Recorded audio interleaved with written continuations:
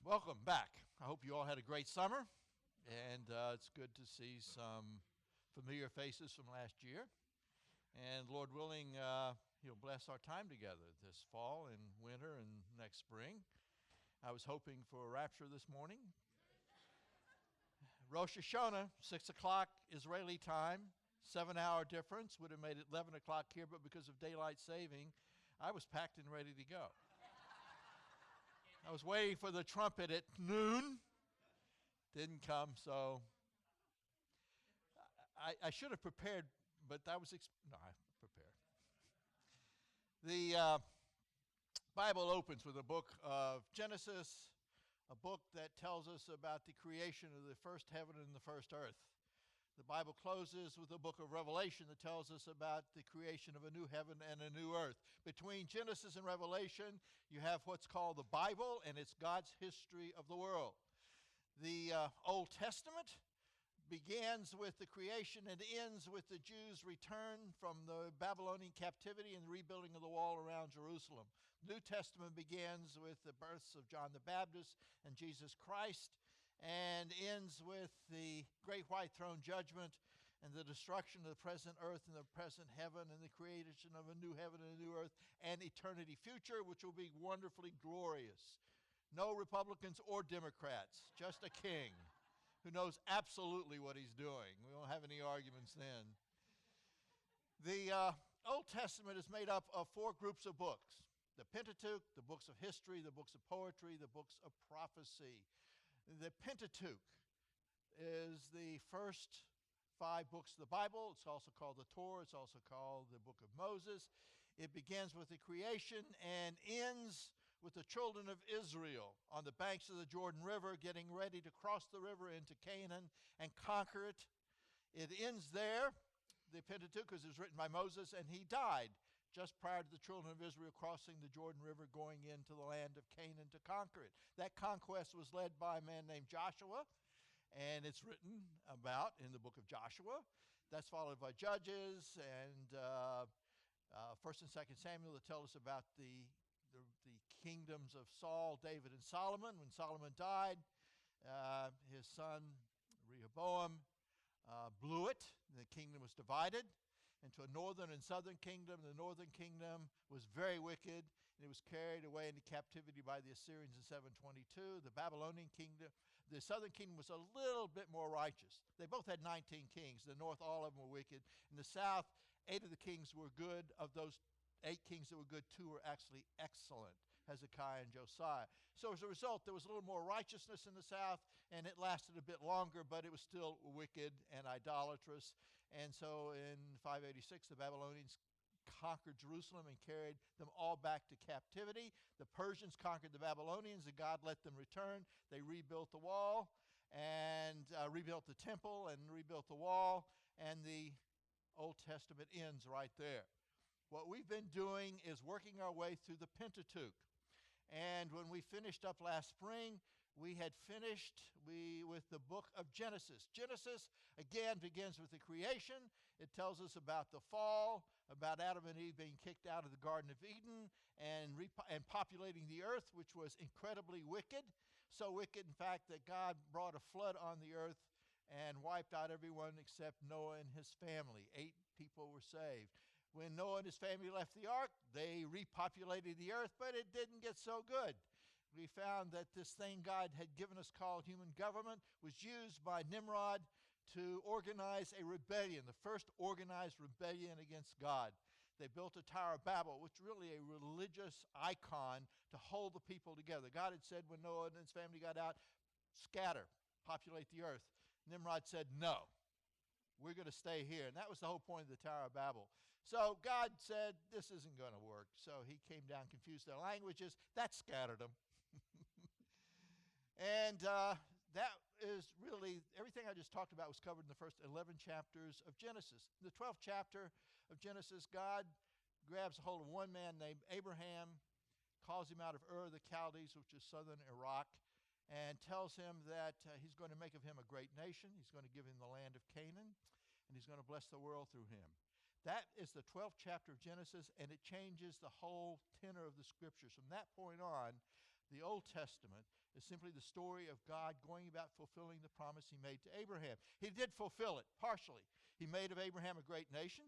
He did give him the land of Canaan, and he has blessed the world through Abraham, because through Abraham, God gave us a sacrifice for our sins. But the promise isn't completely fulfilled. It won't be completely fulfilled into the millennium. During the millennium, that great nation, Israel, that God promised Abraham he would make him, is going to be even greater, because they're going to rule the world. The world's going to be ruled through the Jewish people. The Messiah is going to sit on the throne of David. The world is going to be blessed through the Jewish people, and the blessing through the Jewish people is going to be great. I wouldn't say greater than offering up a sacrifice, but there's an additional greatness.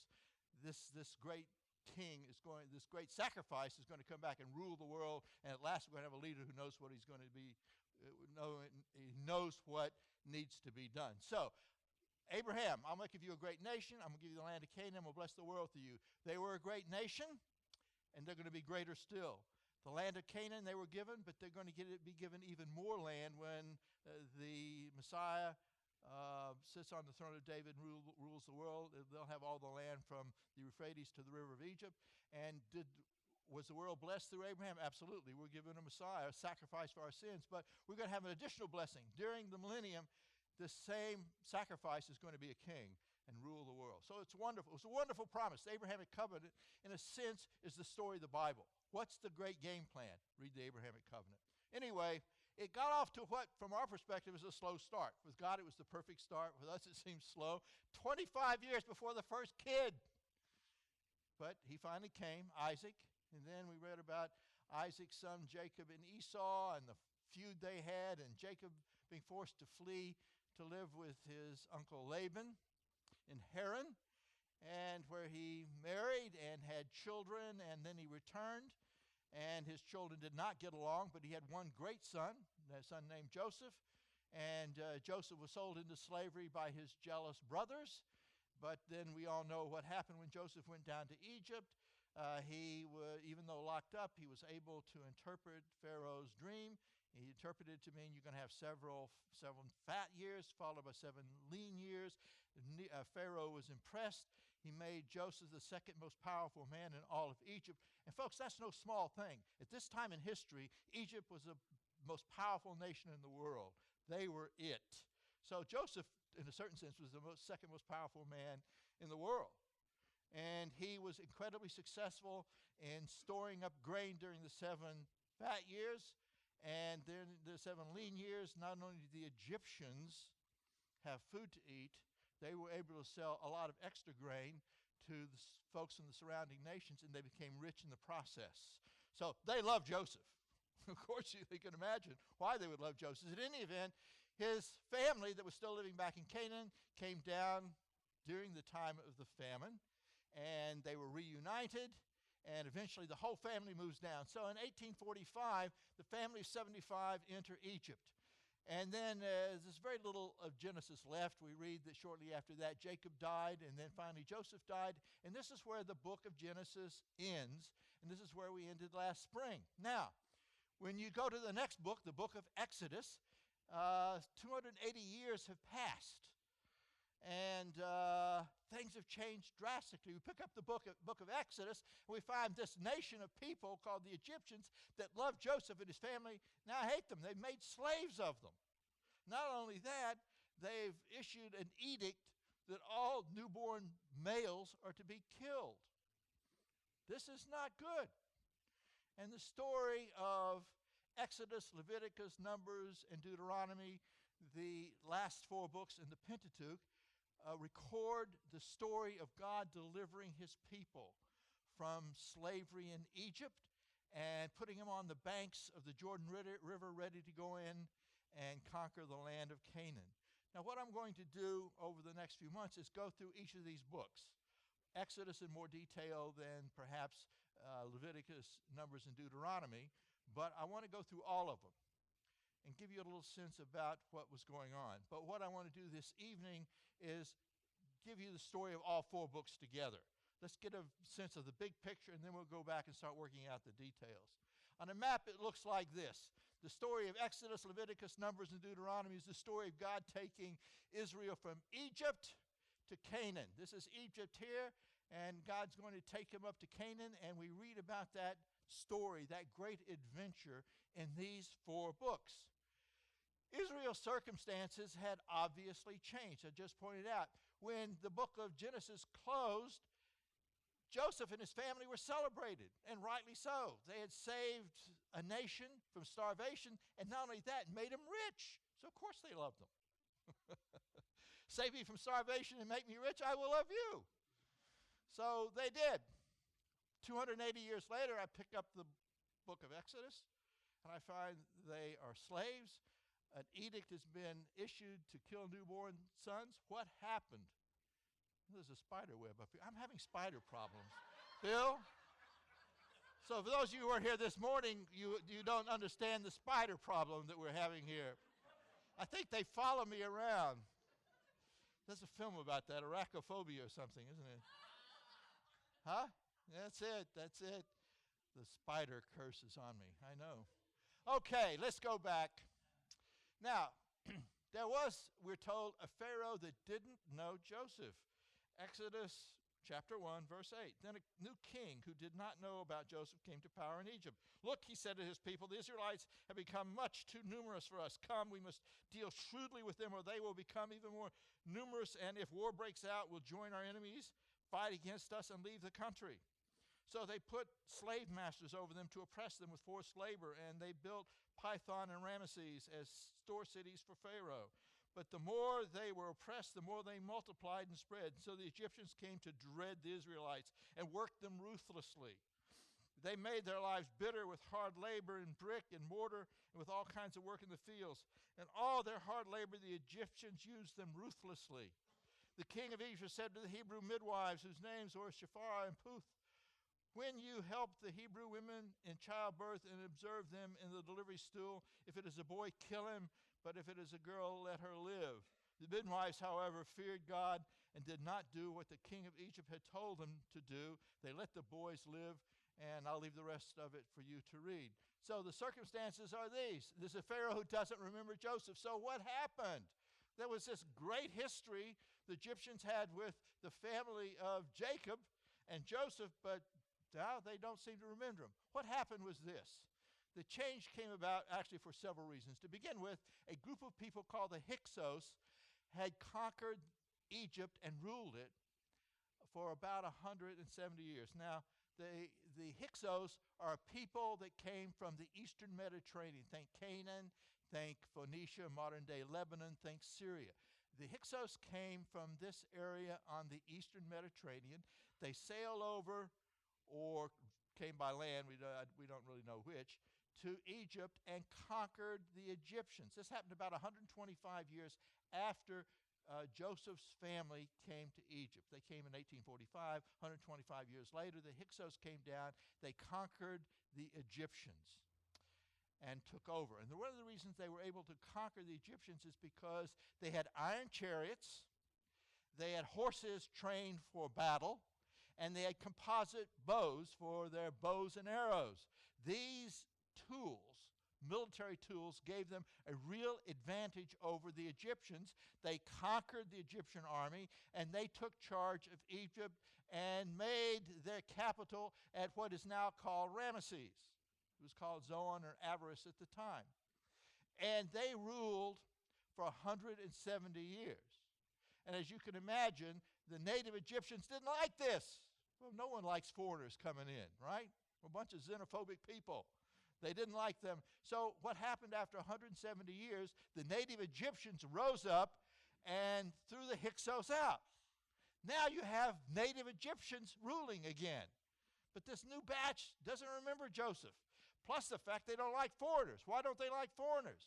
Because they just had a bunch of foreigners called the Hyksos ruling for 170 years, and it was a harsh rule. So now they've gotten rid of the Hyksos. They have a new administration of native Egyptians ruling that, A, doesn't remember Joseph, this new administration, plus they don't much like foreigners. They've just had a tough time with foreigners. So the Hyksos, as pointed out, ruled for like 170 years, and the Hyksos were replaced by Egyptian rulers. The new rulers didn't remember Joseph. And the Egyptian rulers disliked foreigners. And that was not just the Hyksos, but the Israelites as well. The Israelites were also a much bigger nation. In 1845 BC, 75 people came down. Now we've got 2 to 3 million. And the Egyptians, I'm trying to be sympathetic to the Egyptians. I'm not going to be too sympathetic, but generally even bad behavior has reasons. And the bad behavior of the Egyptians had some reasons. One, they had just been harshly ruled for 170 years by a bunch of foreigners called the Hyksos. Now they suddenly find themselves with a nation of 2 to 3 million foreigners right in their midst, and they said, what are we going to do? We better not let them get stronger with guys, so that's the reason they had the midwives kill the young boys, plus the fact it's still a pretty big nation of people. I mean, if you've got 2 to 3 million people in your midst who may not like you, they're a threat, so they made slaves of them. And God came to their rescue. And that's what we'll talk about briefly. What God did was he raised up a deliverer. Most of us know about Moses being raised up by God to deliver the children of Israel from bondage in Egypt. And he was a man who was a Jewish man adopted by Pharaoh's daughter. We'll talk more about that later. God supernaturally not only raised up Moses to be the leader through whom he would deliver the people, but God supernaturally delivered the nation with those 10 amazing plagues. We'll look at those plagues a little more closely next week. God used Moses and 10 supernatural plagues to deliver the children of Israel from bondage. And he took them down south. Now, the Egyptians didn't want to let them go, but after 10 very harsh, severe, painful plagues, the last of which was the death of the firstborn, they let them go. They had a change of their mind after that. Most of you know about that. Pharaoh came after them, but God destroyed them in a flood of water. God delivered them from bondage, brought them south. Took about 2 months to get down to Mount Sinai. And there at Mount Sinai, the Israelites encamped in front of the mountain called Horeb, or the mountain of God, for 11 months, where they met with God, or I should say more accurately, Moses met with God for them as their representative. He would go up in the mountain while they would stay down at the foot of the mountain and tremble in fear, and sometimes act up. That was the golden calf, but we'll talk more about that later. So God raised up a deliverer. They were in bondage for 400 years. He supernaturally delivered them, brought them to Mount Sinai, and there at Mount Sinai he gave them the law, the moral law, the social law, the religious law. The moral law, 10 commandments. It was God's standard of righteousness. The social law was the regulations that would guide them as a people living with each other. There were rules about marriage. There were rules about master-servant relationships. There were rules and regulations about property and property ownership. It was not a collective. People could own property. Some like to think that it was a big socialistic agrarian society. It was not. They could own property, but there were rules and regulations for that. And then there was rules and regulations about personal injury. If you damage someone's property, how do you compensate? So there was moral law, 10 commandments. There was social law. Then there was the religious law. The religious law included instructions for building the tabernacle, and later that would become the temple. There were rules and regulations about the types of sacrifices God wanted made in the tabernacle. There were rules and regulations about how those sacrifices were to be made and who was to make them. The tribe of Levi, and from the tribe of Levi, God pulled out one family, the family of Aaron, and they became the priests while the rest of the Levites helped take care of the property. There were the annual feasts. In other words, there was a whole lot. The book of Leviticus is a book named after the Levites, and it's really what it is. It's a manual from priests. I'm a Levite, I'm a priest. What do I do? Well, here's the manual. That's what the book of Leviticus is. It's the book everyone stops reading. You know, you get ambitious. I'm going to read through the Bible. You got Genesis, good narrative. Exodus, not too bad. And you get to Leviticus, and suddenly the evening news looks better. but it's a wonderful book. Now, I fully appreciate that. I'm not laughing. I laugh with myself. When I first time read through it, I thought, oh, Lord, I want to read the Bible. I know there's every word is important. It's inspired. It's inerrant. How do I stay awake? Fortunately, God has given us scholars who've explained it. And we're going to spend a little bit of time in Leviticus, and I promise you, it's one of the most exciting books in the Bible. And I know you're looking at me like I have three heads. But folks, it really is an exciting book. There are riches in the book of Leviticus that will stagger you. Absolute riches, and you won't find them anyplace else. It's almost like God says, I've got some treasures. I've tucked them in a few places, but you're going to have to work to get these treasures out. Like the greatest, many of the great treasures are hidden in Christ. And in Colossians, Paul talked about stuff being hidden in Christ. And the idea is you're going to have to work at it. But fortunately, we have scholars that make it easy. And I just read their books and pass the information on. So I would never have been able to figure it out.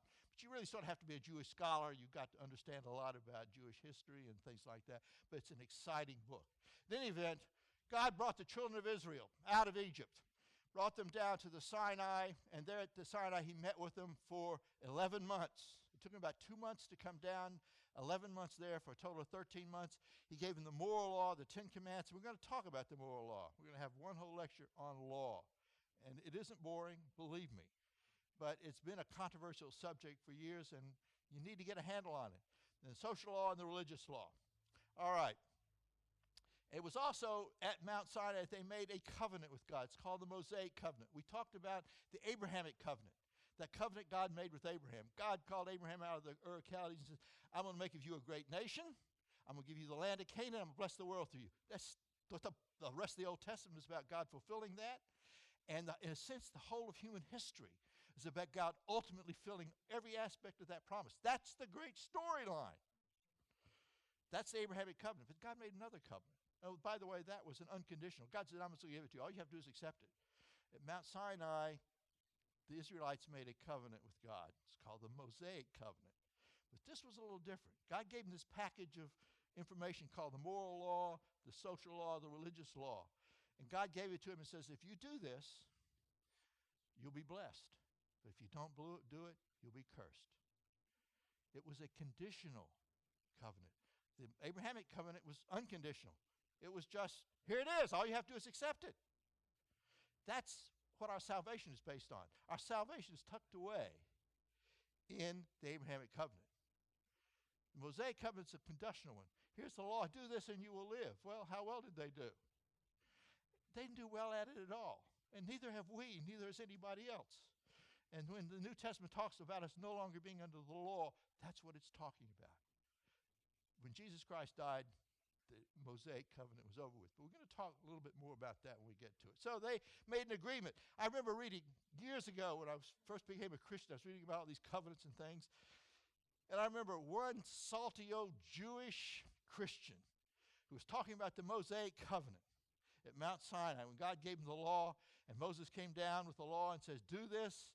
Will you agree to do this? And they had to agree. It was a covenant. It was like a contract. Moses said, here's all this stuff. Will you do it? And they said, yes. And this salty old Hebrew Christian said they should have said no. He said, because there's no way you can live up to this stuff. Of course you couldn't, but that was part of the point. God was trying to show us how impossible it is to work your way to heaven. So there's a lot of reasons for this. But I like that old salty guy. He said, if I'd been, I would have said no. We won't do it. Give me grace, don't give me law. Give me grace, don't give me law. I love grace. Hey, I'll leave you with law. All right. After 11 months at Mount Sinai, where they got the moral law, the social law, the religious law, where they made their covenant with God, they built their tabernacle, and God was with them the whole time, feeding them manna every morning, or 6 mornings a week. And exhibiting himself as a pillar of cloud by day and a pillar of fire by night. It was ready to go to the land of Canaan. And so they worked their way north to a place called Kadesh Barnea. At Kadesh Barnea, they camped, and they sent 12 spies into the land of Canaan to check it out. Among those were Joshua and Caleb and 10 others. The men went through the land of Canaan. Now, Canaan wasn't a single country. It was a country with lots of city-states. There wasn't a unified kingdom. Each city was a sovereign state. Jericho was a sovereign state. Ai was a sovereign state. Salem was a sovereign state. Each of those were sovereign states. And so these spies went through the land and checked out all these city-states, and they also wanted to see how prosperous the land was. And they came back and said, the good news is it's a land of milk and honey. You've heard the expression before. Indeed, it is a land of milk and honey. But there are a bunch of giants there. And I don't think we ought to go in. And they made this lame excuse. You know what? The reason I understand spin from Washington, you know about spin control, after some politician says something stupid, his buddies come out and spin it.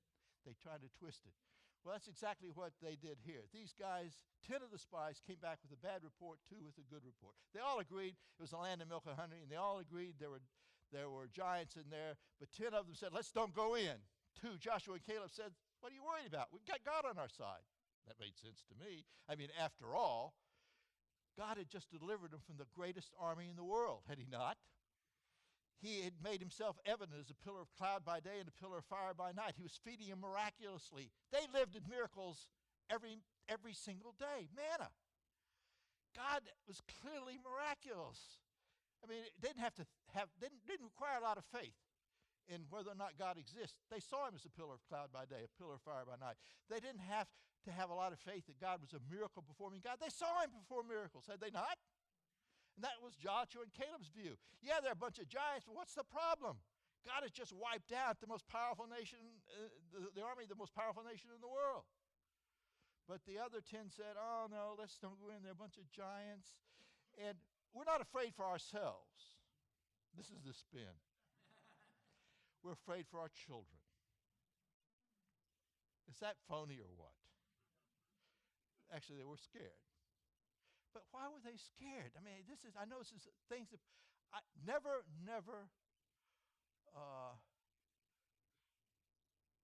underestimate the stupidity of human beings.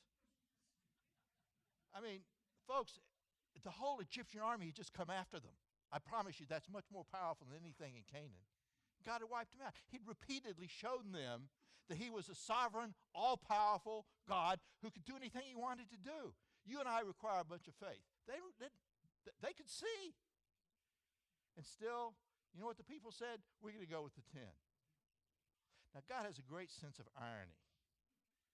But he said, okay, he was not happy. I mean, he was visible in their midst all the time. You know, wouldn't it be great if God was here visible? Would we like that? I would like that. I am a man of faith. You're people of faith. But frankly, I'd like to see.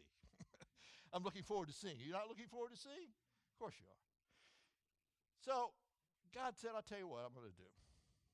You don't want to go in? Don't go in. I'm going to have you wander around this wilderness for the next 38 years, for a total of 40, until everybody 20 years of age and older dies, except for Joshua and Caleb. And all those children you were concerned about, they're going to go to adulthood and go and slay the giants.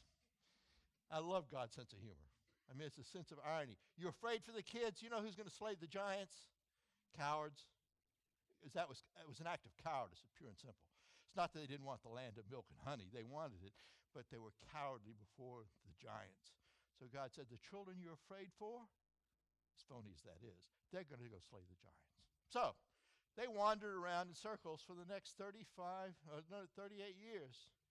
And as the 40th year in the wilderness approached, it was time to move toward Canaan. Now, rather than move up from the south, which many of us might have done, Moses decided that was to be the worst strategy, and that would be because all of the kingdoms in the north then could rally together and come against Israel with one single front. So Moses said, we're not going to do that. What we're going to do is we're going to cut across the land of Edom, go up the eastern side of the Dead Sea and the eastern side of the Jordan River, and then we're going to cross the Jordan River and come and conquer Jericho and then cut the land in half. Then move south and then move north. That was a good military strategy. So they left Kadesh Barnea and wanted to travel across the land of Edom. And they asked permission. Moses and the officials of Israel asked for permission.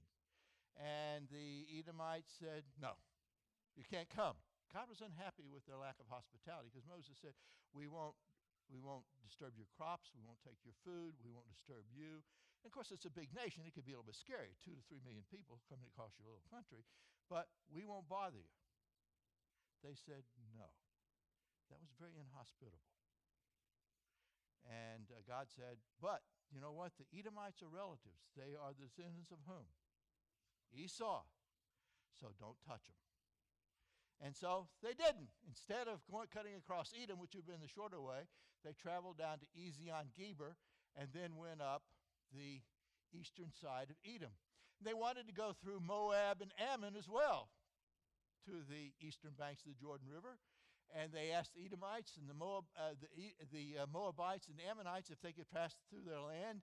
And the Moabites and the Ammonites seemed to copy what the Edomites done and said, no, inhospitable. God was not happy. But these were relatives. Who were they relatives of? The Moabites were the descendants of the son Lot had with his elder daughter. Remember when Lot and his wife and his 2 daughters had to escape from Sodom because God was pouring down fire and brimstone on Sodom and Gomorrah?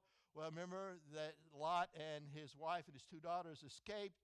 His wife turned around to turn to a pillar of salt, but Lot and his 2 daughters continued on south, and they were living in a cave, and the daughters got Lot drunk and had sex with him, and each had a child. The child of the oldest daughter was the father of the Moabites, and the child of the younger daughter was the Ammonites. So when the Israelites started up the east side of the Dead Sea, and they wanted to go through the land of Moab and Ammon, the Moabites and the Ammonites said no, and God said, don't touch them because they're what? They're relatives. So they continued on up. Now, apparently the word leaked out that the Israelites would ask permission. If you said no, they wouldn't bother you. So they asked permission of another guy, King Sihon of the Amorites. He said no. God said, they're not relatives, crush them. And he did. Wow. Boy, big change in strategy. And then there was this King Og who came down from Bashan. Remember the bulls of Bashan from your stories in geography? That northeast section of the Sea of Galilee? He came down too. He got crushed. So it pays to be a relative. That's the moral of this story. In any event, the children of Israel have left the Edomites alone, the Moabites, the Ammonites, but God will remember it. Don't be inhospitable to God's people. He was not happy, but at the same time, he didn't want them crushed because they were relatives. The children of Israel then went up and camped right here on the eastern side of the Jordan River, just north of Jericho. And that's where Moses died. And that's where the Pentateuch ends. Remember the Pentateuch? Genesis, Exodus, Leviticus, Numbers, and Deuteronomy. 5 books. It couldn't go any bit more because Moses died. But God did take him up to a mountain and he showed him the promised land. And I'm sure that thrilled his soul. And then Moses died. And Joshua took over the task of leading the children of Israel into the land of Canaan. They crossed just north of Jericho, came down, conquered Jericho, then cut straight across, going west, cut the land in two, then campaigned south and campaigned north. About Moses not getting into the promised land. He worked very hard to get him there. He didn't get in. This is pure speculation. Turn off the camera. No. I think Moses is going to make it to the promised land, not just in the millennium. Many believe that one of the 2 witnesses during the tribulation will be Moses. I think there's some support. There's reason to believe that might well be true. Because at that point, Moses, you can't come in, and that was because of a sin. Remember? He was supposed to speak to a rock, but he hid it. We're going to talk more about this hitting rocks and speaking to rocks and getting water, because there was tremendous symbolism there, but that's for another day. Right now, he sinned against God and God's holiness. They said you can't come in, but God is a gracious God. And I think Moses is going to get in during the tribulation. Why? Because many of the miracles performed by the two witnesses that are discussed in Revelation chapter 11, chapter 12, many of those miracles are similar to the ones that Moses was used by God to perform in Egypt. Plus the fact, the very interesting record of Satan arguing with an angel of God over the body of Moses. Now, what's the big deal here? It's almost like God was going to hide the body of Moses to be resurrected at a future date. This is speculation, folks.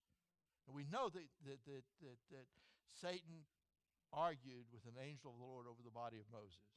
For some reason, Satan didn't want them to have it. Is that because God's going to resurrect it during the time of tribulation? Perhaps. In any event, that's the story of Exodus, Leviticus, Numbers, and Deuteronomy. Okay, there we are. I didn't hit my PowerPoint. That's all the information in the PowerPoint. Anyway, you have all this in your notes. Now, let's look briefly at each of the books, and then we'll close down for the evening. The books of Exodus, Leviticus, Numbers, and Deuteronomy collectively tell the story that I just told you. Exodus tells us about the birth of Moses. It tells us about him growing up in the courts of Pharaoh, and how when he was 40 years old, he went out and saw an Egyptian mistreating an Israelite and killed the Egyptian. And as a result, then shortly after that, he saw two Hebrews arguing with each other, and he said, "Hey, you're brothers. Why are you arguing? Why are you having?" In fact, one was mistreating the other.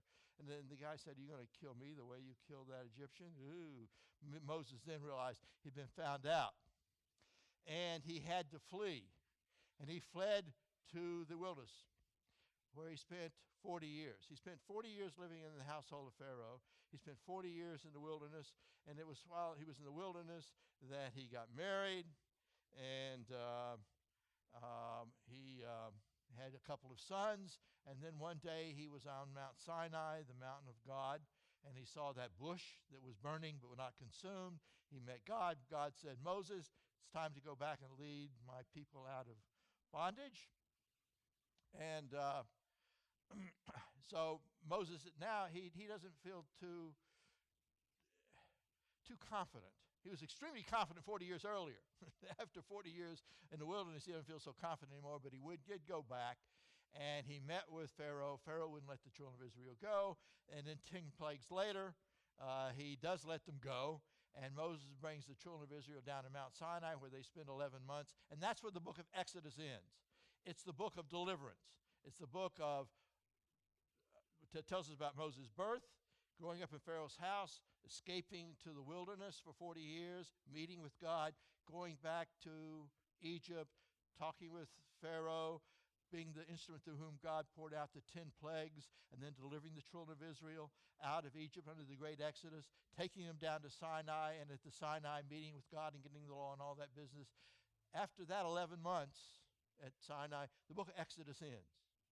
The book of Leviticus, as I pointed out, is a book named after the Levites. The Levites were the tribe in Israel who were responsible for the temple, the tabernacle first of all, and then the temple. They supplied the priests. It was a manual for priests. If you're a Levite, you're a priest, you say, "What do I do?" Here's the manual. It's called the book of Leviticus. And that's the book you stop reading. But we're going to work on that. So that's Leviticus, the book of worship. Numbers is the book of wilderness wandering. After Exodus ends with the children of Israel ready to go into the land of Canaan. Numbers talks about their journey north to Kadesh Barnea, about the spies going into the land, 10 bringing back a good report, 2 bringing back a bad report. And it's the story of wilderness wandering. It was an unnecessary book because it's the story of how they foolishly refused to trust in God. And as a result, they wandered around for 38 years. That's the book of wilderness wandering. And then finally, the last book of the Pentateuch is the book of Deuteronomy. It's called the second law. In fact, that's what the word means. The book of Deuteronomy was written probably just prior to Moses' death. It was probably written somewhere during the time they were journeying north on the outskirts of Moab and Ammon to camp on the eastern side of the Jordan River. It's an old man's last sermon to his delinquent children. Moses loves them. Never mistake his harsh criticism of the Israelites for a lack of love. On one occasion, we came down to Sinai. You remember that? He had the 10 Commandments. They were worshiping the golden calf. God said to Moses, Moses, stand aside. I will destroy them. I will create a nation out of you. That would have been a tremendous honor. They're called the Israelites after Jacob, whose name was changed to Israel. They'd be known as the Mosesites. Moses said, no, if you take them, take me.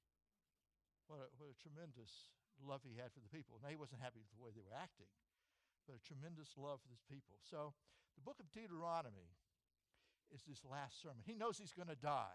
He knows they're going to be going into the land of Canaan, and he knows they're stiff-necked and wretched. He knows it. Listen to Deuteronomy chapter 9. The Lord said to me, I have seen this people. They are stiff-necked people indeed. Exodus 32:9, I have seen these people, the Lord said to Moses, and they are stiff-necked. They were stubborn and stiff-necked. And Moses knew that they really hadn't improved a lot, and we were going to work our way through Deuteronomy. It's like, guys, get it together.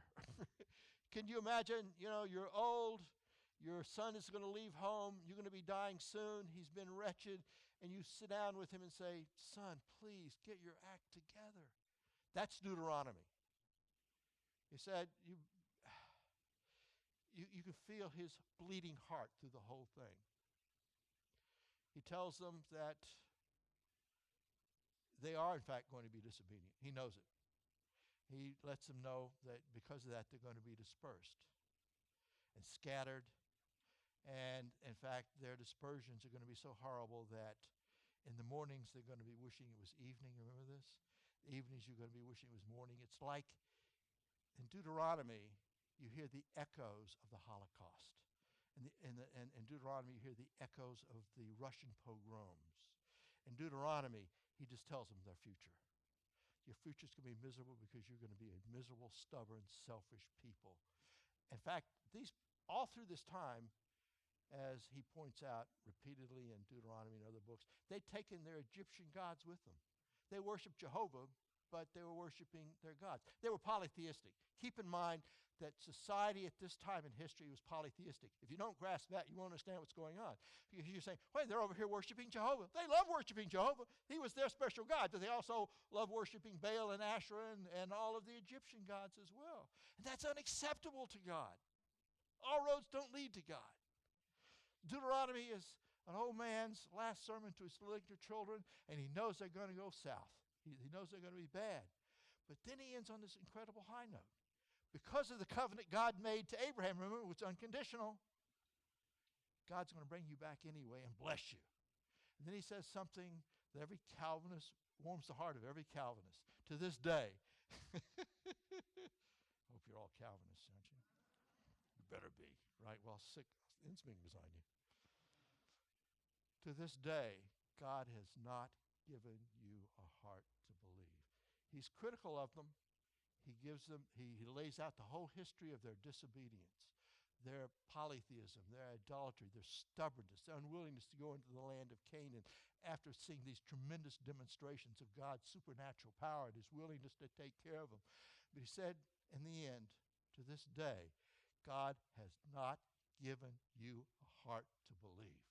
And until God does, my friend, nobody becomes a believer. I'm a believer, not because I'm smart, not because I figured it all out. I'm a believer because God gave me a heart to believe. You're a believer because God gave you a heart to believe. People say, Calvinism is all based on Romans. No, it isn't.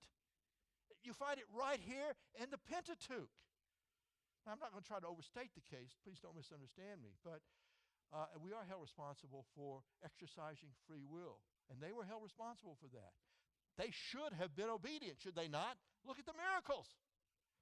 But it's interesting. He goes on, gives this long history of what they'd done wrong, and how they were going to continue to sin and be rebellious against God, and God was going to punish them and disperse them around the world, and then but bring them back, because why? He promised Abraham he would. That was an unconditional promise. Don't ever forget that Abrahamic covenant. That was unconditional. I will do it because I'm God. That's why he's going to do it. And to the Israelites, why? The bottom line, God had not given them a heart to believe.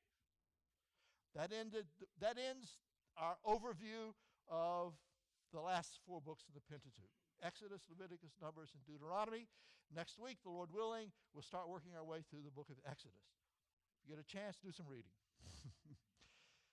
Don't read through Leviticus if you don't want. It's okay. We're going to work on Leviticus. I promise you this. You will love the book of Leviticus before it's over with. You just need a little help. I needed help in Leviticus too. We all do. Father, we love you. We worship you. We thank you for being our God and loving us. We thank you so much for this book. In a world full of darkness and madness and insanity, how good it is to know there's one place we can go for pure truth, pure light, your truth, your light. I thank you for Moses and his great sacrifices, and the other men and women throughout the Old Testament era who made such incredible sacrifices so that we might have your truth. Thank you for them. Give us a good week, I pray. Bring us back safely next week to sing your praises. In Jesus' name we pray. Amen.